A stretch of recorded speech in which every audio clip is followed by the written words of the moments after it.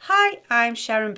Welcome to my YouTube channel and welcome to this theory tuition series where I'm going to lead you step by step through the ABRSM theory grades.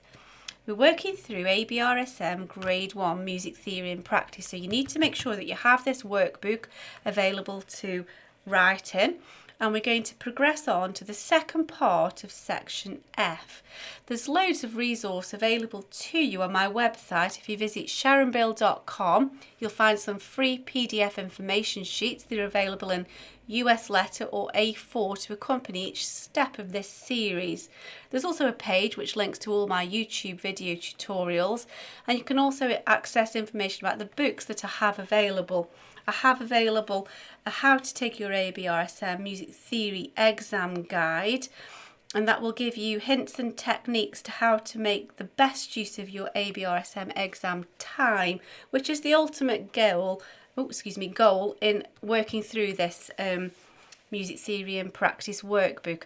And so we're on to the second part of section F. So you will need to go to my website and download the second part of sheet F. You will find it there. I do suggest that you keep hold of all of these sheets. I've bound these together because we're continually flipping back and forth. The knowledge in all of these exams is accumulative and will always be referring back to previous information. And so if you want to turn in your theory and practice workbook, we're going to continue with page 10, and we're now on to exercise 3. And you will need the second sheet F as well. There we go. And we're going to be looking at beaming together quavers and semiquavers, because as a general rule, semiquavers and quavers are joined together at the tails. You can see here in this little illustration, we just beam them together with a line rather than leaving them individually placed like that. Actually, if you just at a glance, you can see that's quite hard to read, whereas that's much easier to see at a glance. And there are rules as to how we join these notes together. In principle, we beam things together to add up to units of 1 crotchet beat. And that way it's much easier for us to play because we can easily see where each beat in the music is. Remember, as we're writing all of this music, the ultimate goal is for somebody to read it easily and to best be able to perform this music. The exception to this rule is we are also able to join together a group of 4 quavers or 4 eighth notes which add up to a minim or a half note.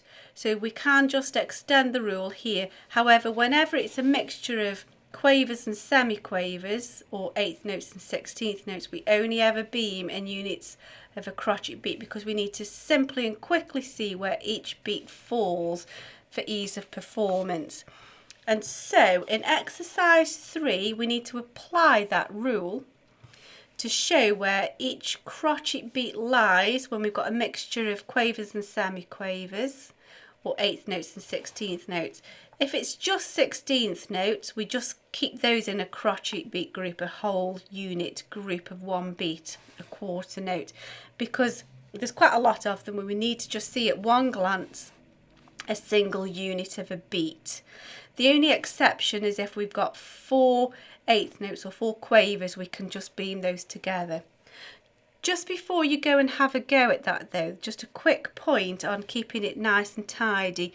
You'll notice, for example, here the notes step up, and so as the stems rise up, you will show in a diagonal line the line that the music is progressing. Same again here. And if you just pop at the top of the section here, there's an example of how to group all of the different combinations.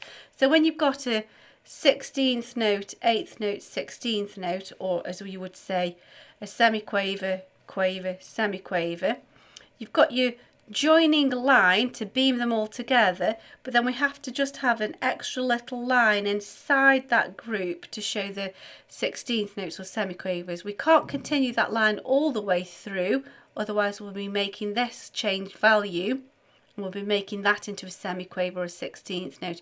Remember, a quaver only has one tail, so a 8th note only has one tail, and so we have to just keep one line in the beam. A semiquaver or a 16th note has two tails, and so we just need to show that in our beaming of the group. The only other thing to look out for here is perhaps when notes go down and back up again, it's not necessary for your stems and your beam to go down and back up again. Because you've gone back to the very place you started, you just keep that nice and straight. So have a little go at that, but yes, please do use pencil. Stick to your pencil. I use a mechanical pencil just so it stays nice and sharp. Make sure you've got a sharp pencil, and you will need an eraser and a ruler just to keep it all nice and neat and tidy. So really, most of this is going to be just copying the whole extract, but you just need to change to apply these rules for beaming. You can check here for your answers, and you can also check on this sheet here. So I'll leave you to it and then re-access into the video and we'll mark through that together.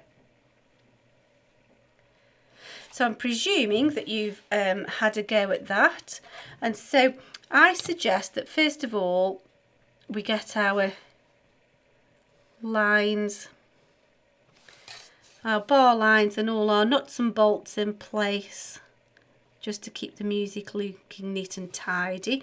And that way, if we keep everything nicely aligned, we're not going to lose track of where we are. So here, this doesn't need changing, that's just a 1-beat note. So that stays exactly as it is. Now here we've got a half and 2 quarters. And so we can join those together, applying the rule that mixtures of quavers and semiquavers, or 8th notes and 16th notes, can be beamed together in groups of 1 beat. And notice I'm going diagonally. I'll just extend that a little bit more to show the direction of the note heads. Use a ruler if you don't feel very confident about it. If you can be quick and decisive in your strokes, sometimes you can get away with not needing to, but primarily neatness is the most important factor, so whatever it takes to keep your manuscript neat and tidy. There we go. So there you can see we've got a 1-beat group, and it's much easier to see that that's 1 beat, 1 crotchet beat or 1 quarter note. That's quite tricky to read and count just at a glance. So here we go, let's go on to the next one. So we'll get all of our lines and nuts and bolts in place. We need our clef. Ooh. Time signature. Okay, so this first note doesn't change because that's a 2-beat note, so that doesn't change. Don't get into the habit of just sort of beaming everything, because if you beam that, you've made that note sort of non-existent really. It doesn't exist in that form. Okay, so we have here quarter, half, quarter. All together they will make 1 crotchet beat, so we can beam those together. So being careful to copy it accurately, keep it aligned, and then, so I'll be daring and not use a ruler for a moment. I think I'll go back to using a ruler. So I've done the outside notes first, so that I know I've got the spacing correct, and then I can just add in that middle note. And then, because those 2 outside notes are semiquavers or 16th notes, I just need to add a little tail inside within that beam. The next note is a 1-beat note, so that doesn't change. Neither does this 4-beat note, so that's that complete now.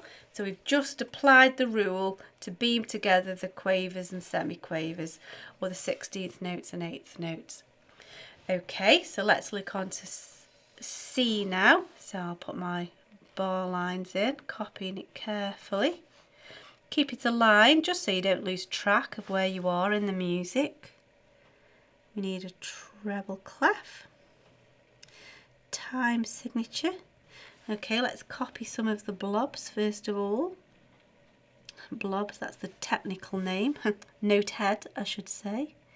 So that one doesn't change because that's a 1-beat, so that just doesn't get beamed. That's a full beat as well, so that doesn't change. Now, oh, that went a bit too long there. Let's just shorten that a little bit. There we go. And now we've got a series of 4 16th notes, or 4 semiquavers, all coming down in steps. So 4 quarters make a whole. So we will join all of those together.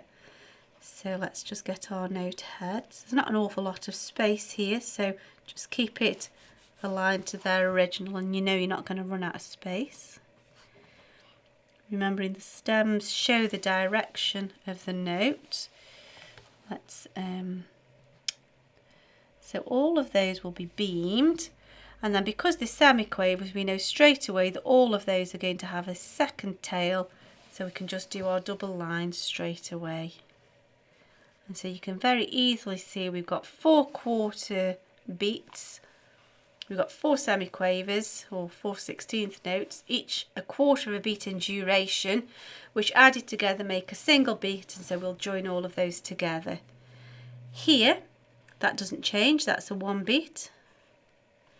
We're just showing units of a single beat to make it easy to read and play. That's the reason the rule exists. There we go. Shall do that again. Dear me.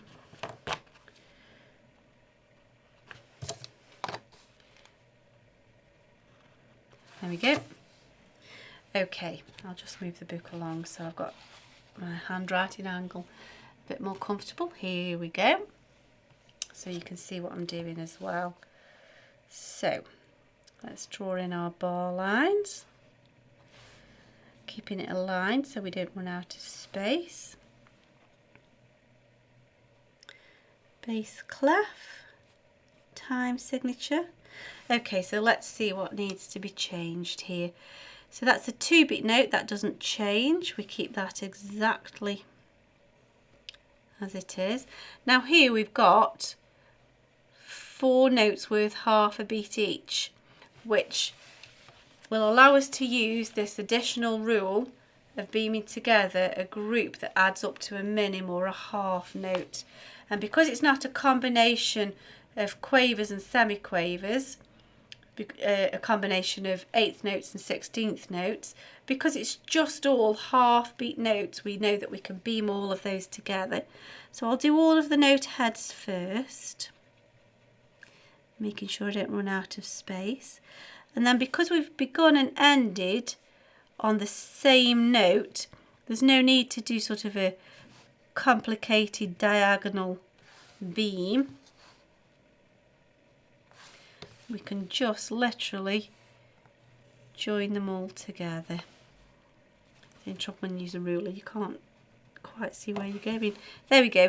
And so it just means that we perhaps extend this bottom note a bit longer than we perhaps would, but it's much neater to do that than to do a complicated beaming V. There we go, so that's that done. So we can easily see the application of this rule here, where we can beam together whatever adds up to a 2-beat, because it's not a mixture, it's just literally half beat notes. Okay, and then this doesn't change. Go a bit taller, this doesn't change. There we go. Okay, last one then, so we're on to E. If it is you haven't got these quite correct, it does take a little bit of getting used to and just getting your eye into the maths of what adds up to a full beat. Just erase what you've got wrong, press pause and try again. Don't just copy it though, make sure you understand how it is that you've made that new correction, because that's how you build up your knowledge. Okay, so just skipping ahead to the last bar, I can see that none of that will need beaming because we've got a 2-beat note. Oh, that page is bent, so it's gone wonky. There we go, and we've got a 1-beat note, so none of those will need beaming together, so we might as well just do that bar and get it out of the way. Got a bit longer there. There we go. Okay, so now we have here a half beat and a half beat, which will add up to 1. Oh, I better get onto the page here. There we go, you can see what I'm doing now. So we've got a half beat and a half beat, which will add up to a 1 beat, so we can beam those two together. So we've got a half beat and a half beat. So those two are now correctly beamed. Now this one is a 1 beat on its own, so we don't change that. That stays as it is. So there's our 1 beat, properly drawn. Just down a little bit. Okay, now here we've got a 1/2 and 2/4, which we know adds up to 1. And so we will beam those together. And as they're ascending in step, that will be reflected in the stem length and also the beam. You can see the beam is going to be diagonal. There we go. And so it's much easier to read where each full beat forms when they beam together in groups rather than when they're in individual beats. That's quite difficult to follow if you were playing that. And that's the reason we have to start to apply these rules. So I hope that's been helpful to you. If you've enjoyed that, give me a like. That would be very encouraging to me. Give me a subscribe. And please do access the PDF sheets that we'll keep referring back to at sharonbill.com. Thanks for watching, and I'll see you next time. Bye.